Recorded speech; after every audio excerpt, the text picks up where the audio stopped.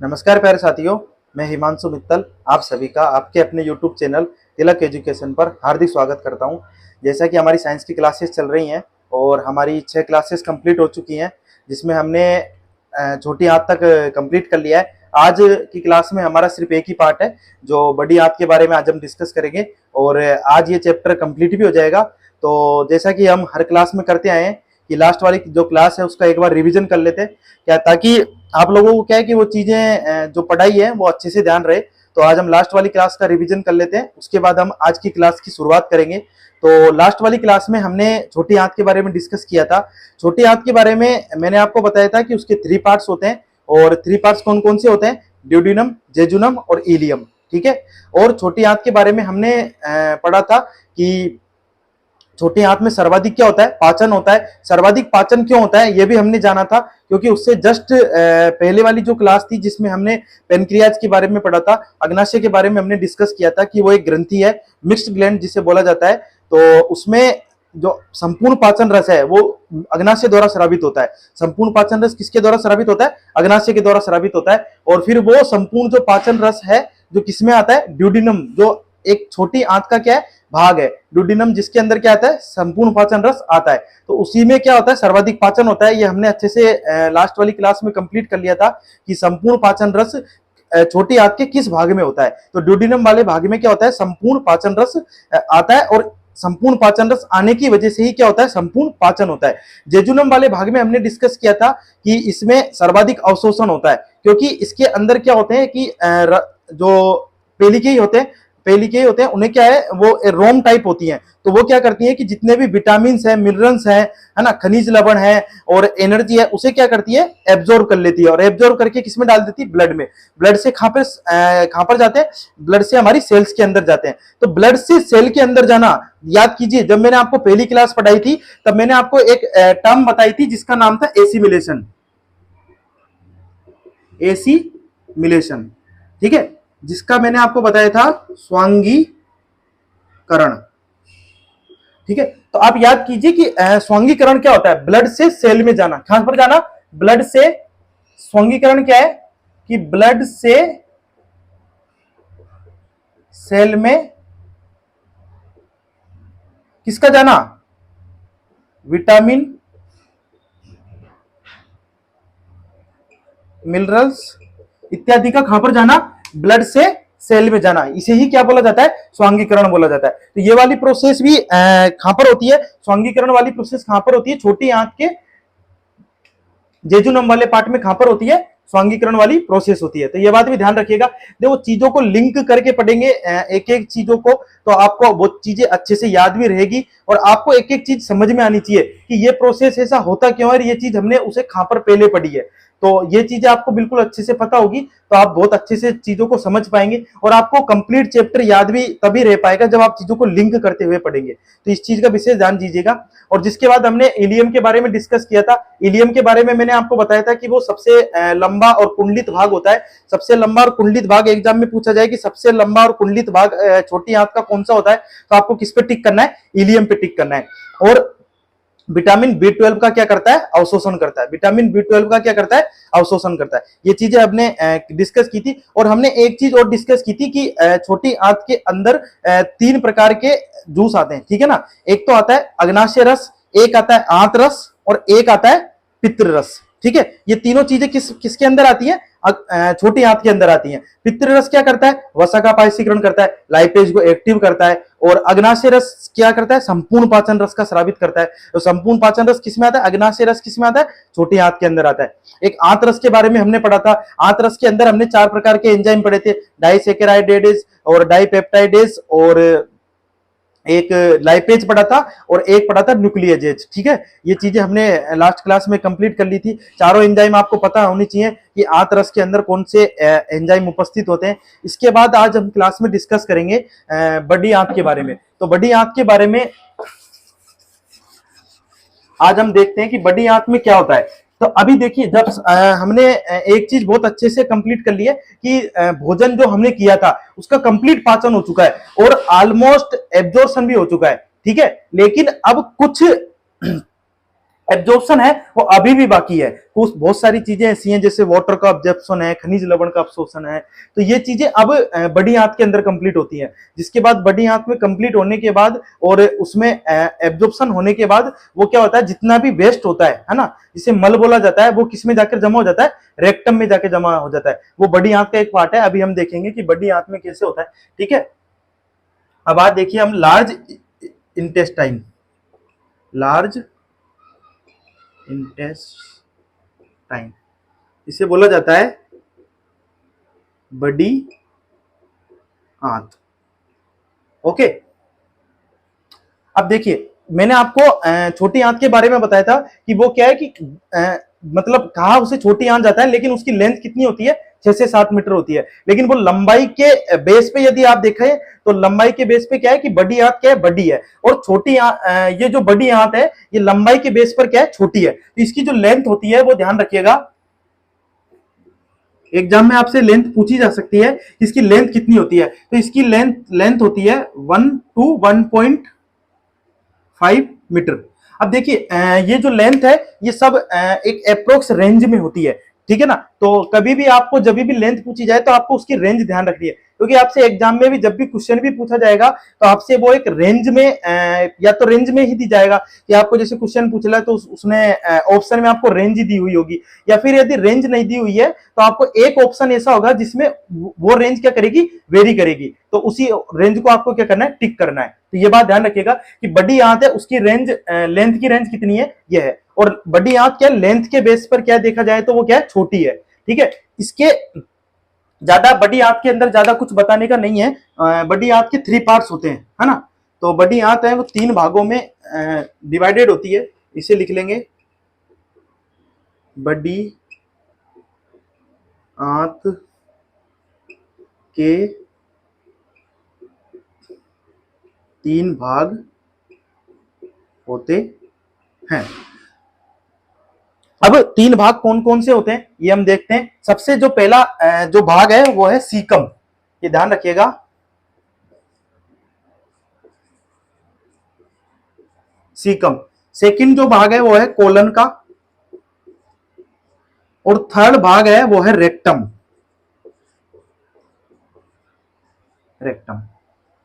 अब देखिए कि जो सीकम है ये हमारे मानव के अभी कोई काम का ही नहीं है, क्योंकि एक्चुअली क्या है कि जब मानव था वो पहले क्या था, आदि मानव था। तो उस टाइम पे क्या है कि मानव क्या करता था कि भोजन न खाकर क्या खाता था, घास है, घास है, फल फूल है, तो ये चीजें ज्यादा खाता था। तो घास खाने की वजह से क्या है कि पहले सीकम का काम होता था। लेकिन अब का मानव है वो क्या क्या नहीं करता है, घास वगैरह कुछ नहीं करता है। आज तो हम भोजन करते हैं, क्योंकि भोजन की मात्रा ही इतनी है। पहले भोजन उपस्थित न होने की वजह से मानव क्या खाता था, घास खाता था, जो आज जानवर खाते हैं। तो जानवर के अंदर सीकम उपस्थित होता है।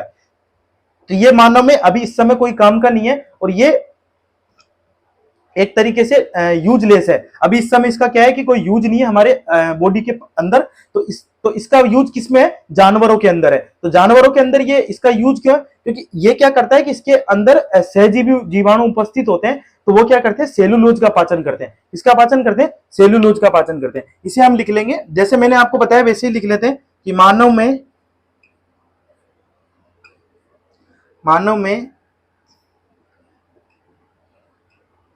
इसका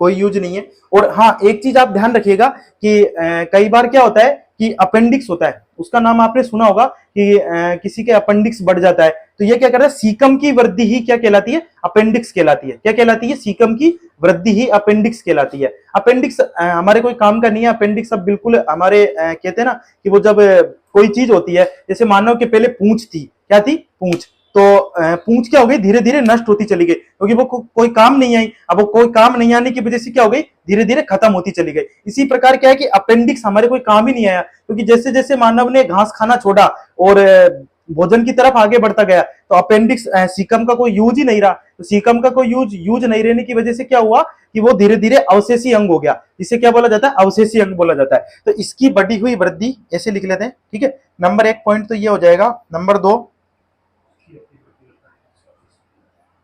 इसकी अतिवृद्धि लिख लेते हैं, बड़ी वृद्धि या सॉरी अतिवृद्धि, इसकी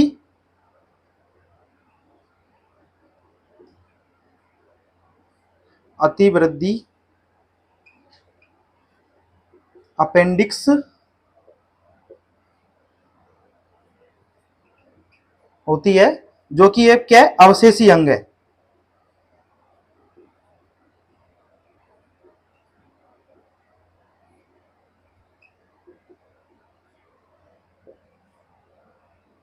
जो कि क्या है, एक अवशेषी अंग है।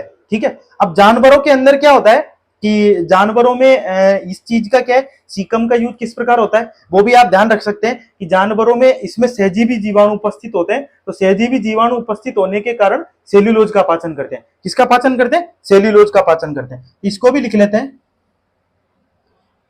कि जानवरों में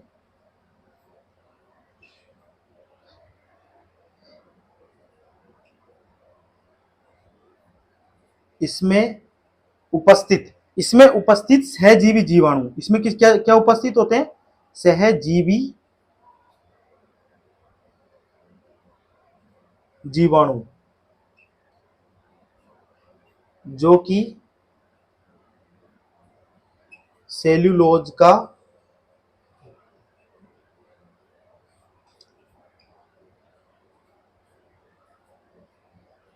सेल्यूलोज का क्या करते हैं, पाचन करते हैं। अब देखिए सेल्यूलोज आपने ध्यान दिया होगा कि घास वगैरह जिनके अंदर क्या होता है, सेल्यूलोज उपस्थित होता है। ठीक है ना, तो ये चीज आप ध्यान रखिएगा कि घास वगैरह के अंदर क्या उपस्थित होता है, सेल्यूलोज उपस्थित होता है। और इसके अंदर उपस्थित सहजीवी जीवाणु किसका पाचन करते हैं, सेल्यूलोज का पाचन करते हैं। अब हम सेकंड पार्ट पढ़ेंगे कोलन का। सेकंड पार्ट किसका पढ़ेंगे, कोलन का। ये हमारे बहुत काम का है और ये सबसे मेन इंपोर्टेंट, जो बड़ी आंत का जो सबसे मेन इंपोर्टेंट पार्ट है वो क्या है, कॉलोनी है। क्योंकि इसी के अंदर सब कुछ होना है। लास्ट में जो रेक्टम वाला पार्ट है उसमें तो सिर्फ मल संचित होता है, इसके अलावा उसमें और कुछ नहीं होता है। तो लास्ट वाले पार्ट में तो ओनली सिर्फ मल संचित होता है। तो एक बार आप एक काम कीजिए कि आप एक बार इसे उतार लीजिए, इसको थोड़ा साइड कर लेते हैं। सेकंड जो पार्ट है वो है कोलन का और थर्ड जो पार्ट है वो है रेक्टम। अब कोलन का पार्ट देखिए, कोलन में क्या होता है कि कुछ इस प्रकार ये शेप रहती है। जब आप देखेंगे कि जो बड़ी आंत है उसकी शेप किस प्रकार रहती है। ठीक है,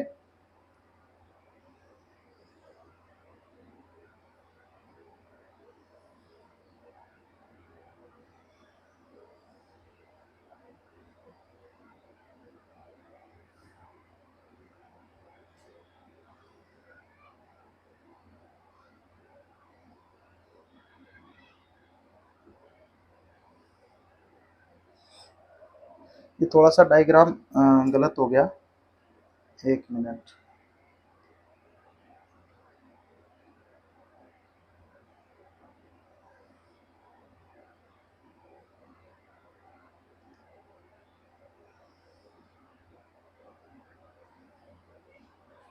इस प्रकार एक कोलन का क्या रहता है, एक पार्ट रहता है। ठीक है, तो अब इसमें क्या होता है, ये वाला जो पार्ट है इधर वाला, ये वाला, ठीक है ना, ऐसे कुछ इस प्रकार ऐसा रहता है।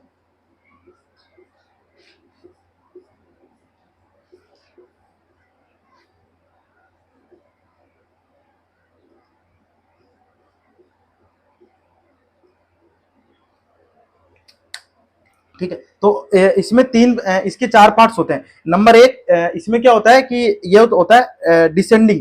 ठीक है ना, तो ये कौन सा रहता है, डिसेंडिंग कोलन बोला जाता है, इसे ट्रांसवर्स कोलन बोला जाता है। और इस वाले जो पार्ट को बोला जाता है असेंडिंग कोलन। क्या बोला जाता है, असेंडिंग कोलन। और नीचे जो वाला पार्ट होता है ये क्या होता है, रेक्टम होता है। जिससे जो लास्ट वाला जो पार्ट है, ये वाला जो पार्ट होता है वो क्या होता है, रेक्टम होता है। तो बड़ी आंत का जो सबसे बड़ा जो भाग है वो क्या है, कोलन का है। बड़ी आंत का सबसे बड़ा जो भाग है वो कोलन का है। तो कोलन के बारे में एक्चुअली यहाँ पे पूरा कंप्लीट हो नहीं पाएगा क्योंकि काफी सारी चीजें हैं लिखने के लिए। तो सबसे पहले हम ओनली सिर्फ रेक्टम के बारे में लिख लेते हैं। तो रेक्टम में क्या होता है, इसमें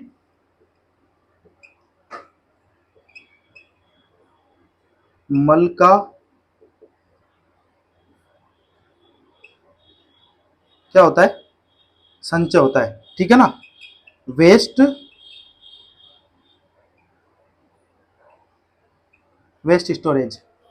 जितना भी जो वेस्ट है जो मल है वो किस में संचित होता है, रेक्टम के अंदर संचित होता है, ये बात ध्यान रखिएगा। और जो मल होता है उसके अंदर जो स्मेल आती है वो इंडोल की वजह से आती है।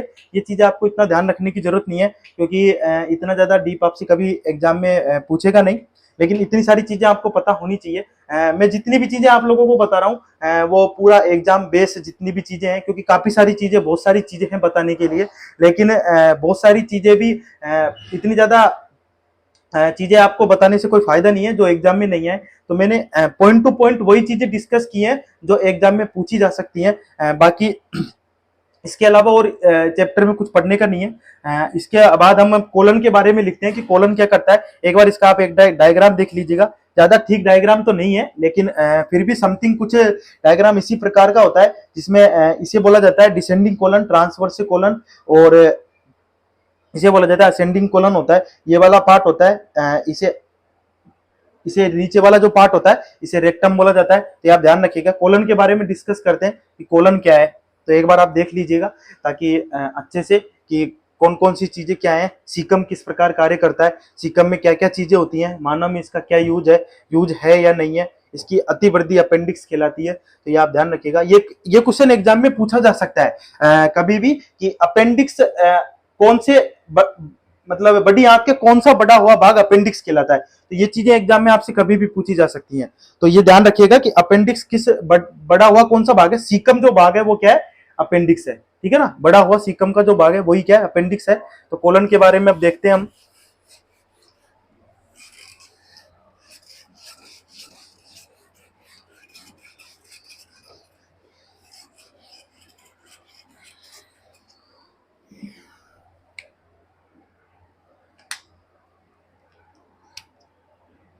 हेडिंग डालिए कोलन। तो सबसे फर्स्ट पॉइंट तो जो मैंने आपको बताया था कि बड़ी आंत का सबसे बड़ा भाग क्या है, कोलन है। इसके बारे में ध्यान रखिएगा कि बड़ी आंत का सबसे बड़ा भाग होता है। बड़ी आंत का सबसे बड़ा भाग कौन सा होता है, कोलन होता है। ये सबसे ध्यान रखिएगा कि कभी भी एग्जाम में पूछा जाए कि बड़ी आंत का सबसे बड़ा भाग कौन सा होता है, तो कोलन होता है। ये ध्यान रखिएगा। छोटी आंत में मैंने सबसे लंबा और सबसे कुंडलीकृत भाग कौन सा बताया था, आप एक आंसर बताइएगा कि सबसे बड़ा और सबसे कुंडलीकृत भाग कौन सा बताया था। आप कमेंट में ये आंसर दीजिएगा कौन सा होता है। बड़ी आंत का सबसे बड़ा भाग होता है नंबर 2। इसमें क्या होता है कि जितने भी H2O है ना, खनिज लवण H2O,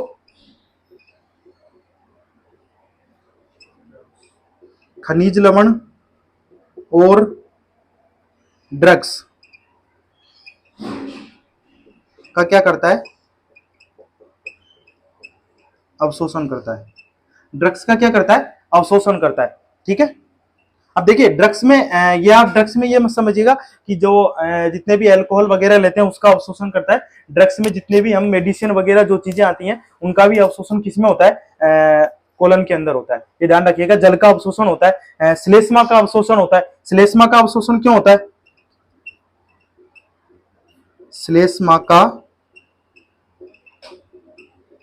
अवशोषण।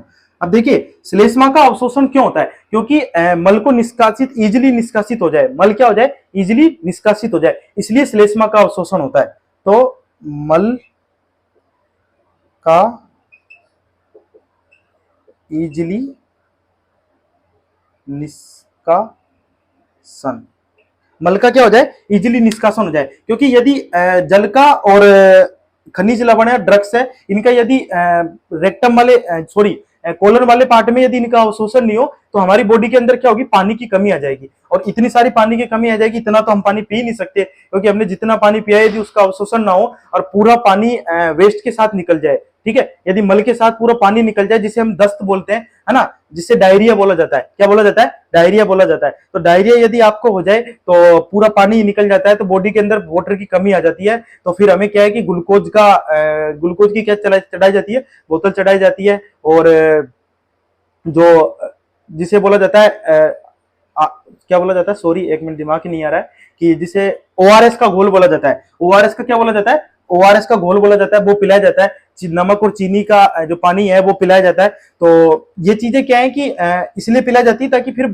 वाटर की कमी नहीं आए। तो वाटर की कमी को दूर करने के लिए फिर हमें ओआरएस का घोल पिलाया जाता है। तो ये चीजें क्या है कि अवशोषित क्यों होती है, ताकि ये क्या है कि वाटर की कमी नहीं आए। लेकिन जैसे ही क्या होता है कि हम जैसे कुछ अपशिष्ट खा लेते हैं या फिर कोई ऐसी चीज खा लेते हैं जिससे क्या होता है कि बहुत ज्यादा मात्रा में HCl स्रावित हो जाता है। क्या हो जाता है, HCl स्रावित हो जाता है। और भोजन का क्या है कि वो पूरा एक तरीके से एसिड बेस और वो एक तरीके से बहुत ज्यादा एसिड हो जाता है। तो एसिड की वजह से क्या है कि फिर वो ये है जो H2O वगैरह है इनका पूरी तरीके से एब्जॉर्प्शन नहीं हो पाता है, क्योंकि वो एक तरीके से बहुत ज्यादा हानिकारक होता है और हार्मफुल भी होता है। तो इस वजह से क्या है कि प्रॉब्लम हो जाती है। तो ये बात ध्यान रखिएगा, श्लेष्मा का अवशोषण कहां पर होता है, कोलन वाले पार्ट में होता है। और किस लिए होता है, मल का इजिली निष्कासन के लिए होता है। ठीक है, ये बात ध्यान रखिएगा। नंबर 4 एक पॉइंट है कि विटामिन का जो विटामिन संश्लेषण करने वाले हैं जीवाणु होते हैं उनका भी क्या होता है, विटामिन संश्लेषण करने वाले जीवाणु का भी क्या हो जाता है, अवशोषण हो जाता है। क्या हो जाता है, अवशोषण हो जाता है। विटामिन संश्लेषण करने वाले जीवाणुओं का भी क्या हो जाता है, अवशोषण हो जाता है। तो ये भी ध्यान रखिएगा, ये पॉइंट इतना काम का नहीं है कि विटामिन संश्लेषण करने वाले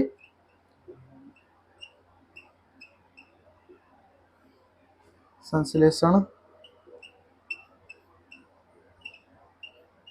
करने वाले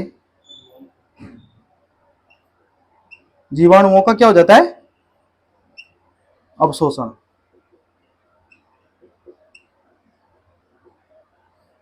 क्योंकि जितने भी विटामिन जो हमारे बॉडी के अंदर विटामिन बनाते हैं तो वो भी क्या है कि यदि वो बाहर निकल जाए पूरे तो फिर विटामिन कौन बनाएगा, तो उनका भी क्या हो जाता है, अवशोषण हो जाता है। कोलन वाले पार्ट में ये सारी चीजें आप ध्यान रखिएगा। बस इससे ज्यादा कोलन वाले पार्ट में आपको कुछ ध्यान रखने की जरूरत नहीं है। सबसे जो मेन इंपॉर्टेंट पॉइंट है वो फर्स्ट और सेकंड है कि बड़ी आंत का जो सबसे बड़ा भाग है वो कौन सा होता है, कोलन होता है। H2 खनिज लवण डक्स का अवशोषण किस वाले भाग में होता है, तो वो भी किसके अंदर होता है, कोलन के अंदर होता है। तो ये दोनों पॉइंट्स यदि आप अच्छे से ध्यान रख लेंगे और सीकम के बारे में ध्यान रख लेंगे कि सबसे वो मानव का कोई यूज नहीं है, उसकी बढ़ी हुई बढ़ती अपेंडिक्स कहलाती है। और सेल्यूलोज का पाचन जानवरों के अंदर, ये क्वेश्चन मुझे याद तो नहीं है कंफर्म कि कहां पर पूछा है, किसी टेस्ट सीरीज में पूछा है या फिर किस में पूछा है, लेकिन ये वाला क्वेश्चन था वो एक बार मेरे सामने आया था कि जानवरों में सेलुलोज का पाचन किस भाग में होता है, तो सीकम वाले जो पार्ट है उसके अंदर होता है। तो ये सारी चीजें आप बहुत अच्छे से ध्यान रखिएगा। रेक्टम में मल का संचय किस में होता है, रेक्टम वाले पार्ट में होता है। तो आज हमारा जो ये टॉपिक है डाइजेस्टिव सिस्टम का जो टॉपिक है वो आज हमारा समाप्त होता है। कोलन के साथ हमने लास्ट आज इसे फिनिश कर दिया है। इसके बाद ऐसी कोई सी भी चीज नहीं है जो मैंने आपको डाइजेस्टिव सिस्टम में जो आपके बहुत काम की हो, और जितना हो सकता है मैंने उसको उतना अच्छे से टच करने की कोशिश की है, जितना हाई लेवल टच करने की कोशिश की जा सकती थी। ताकि हमने बिल्कुल जीरो से की है, छोटी छोटी चीजों के साथ हमने शुरुआत की है, लेकिन हम चैप्टर को उतना तक लेके गए जितना एग्जाम में बोर्ड है तो उनको।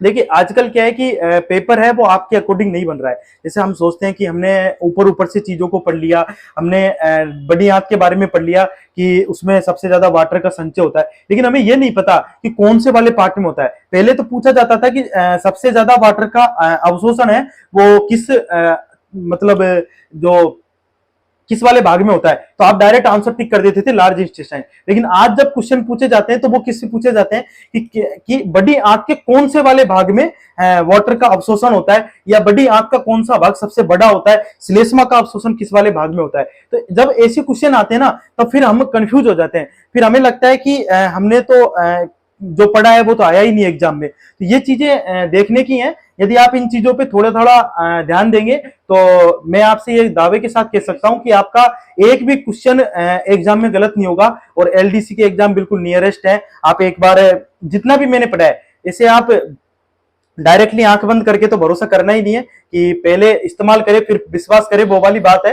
तो सबसे पहले आप क्या कीजिए कि सबसे पहले आप एक काम कीजिए, जितना भी मैंने पढ़ा है उससे एक बार आप बहुत अच्छे से लर्न कीजिए, और जिसके बाद आप जितने भी एग्जाम में क्वेश्चन आए हैं इससे संबंधित, पाचन से संबंधित जो भी क्वेश्चन आए उन्हें आप करने की कोशिश कीजिए कि हमने क्या चीज छोड़ी है। और यदि क्वेश्चन आपसे, मैं एक चीज गारंटी से कह सकता हूं, यदि इतना पढ़ने के बाद यदि आपको कोई क्वेश्चन आपका घुमा फिरा के भी आ गया ना, तभी भी आप उसको इजीली सोल्व कर पाएंगे, क्योंकि हमने एक भी चीज ऐसी नहीं है जो ऑप्शन में इनसे संबंधित ही ऑप्शन आते हैं। जैसे कोई चीज पूछ ली कि जैसे आपने बड़ी आंत पढ़ के गए तो आपको बड़ी आंत के तीनों पार्ट्स याद है, और आपने छोटी आंत के बारे में उसने कुछ पूछ लिया कि छोटी आंत में ये चीज अलग से पूछ ली, कोई ऐसी चीज पूछ ली जो आपको ध्यान नहीं है, और आपको पता है कि ये छोटी आंत का पार्ट ही नहीं है, तो आप डायरेक्ट मतलब वो होता है ना कि आप ज्ञान के आधार पर, है ना, जिसे आप पूर्व ज्ञान बोल सकते हैं, पूर्व ज्ञान के आधार पर भी आप क्या कर सकते हैं, उसे टिक कर सकते हैं। तो ये चीजें थोड़ी एग्जाम पास करने के लिए और क्वेश्चंस को करने के लिए एक टेक्निकल मेथड है, कि ऐसा नहीं है कि जो चीजें आपको आती हैं वही एग्जाम में आए और उसी से आप सिलेक्शन लो। बहुत सारी चीजें ऐसी होती हैं जो आपको नहीं आती हैं, लेकिन फिर भी आप उनका जो आपने ज्ञान का जो संकलन किया है उसके बेस पर भी आप क्या कर सकते हैं, आंसर दे सकते हैं। तो ये सारी चीजें आपको बहुत अच्छे से ध्यान रखनी है। बाकी हम नेक्स्ट चैप्टर की शुरुआत अब कल से करेंगे। नेक्स्ट चैप्टर आपका रहेगा ब्लड का। बाकी आप भी बता सकते हैं कि यदि आपको जो भी चैप्टर टफ लग रहा है तो वो आप हमें बता सकते हैं कि आपको कौन सा चैप्टर पढ़ना है। लेकिन फिर भी अभी हम ब्लड का स्टार्ट करेंगे। काफी इंटरेस्टिंग चैप्टर है, तो आपको काफी मजा आएगा पढ़ने में। ये आप विश्वास रखिए कि इतना इंटरेस्टिंग चैप्टर है कि आपको बहुत कुछ जानने को मिलेगा कि ब्लड के अंदर क्या क्या चीजें होती हैं। तो ये चीज हम कल डिस्कस करेंगे कल की क्लास में। तो आज की क्लास को हम यहीं विराम देते हैं। धन्यवाद प्यारे साथियों। जय हिंद, जय भारत।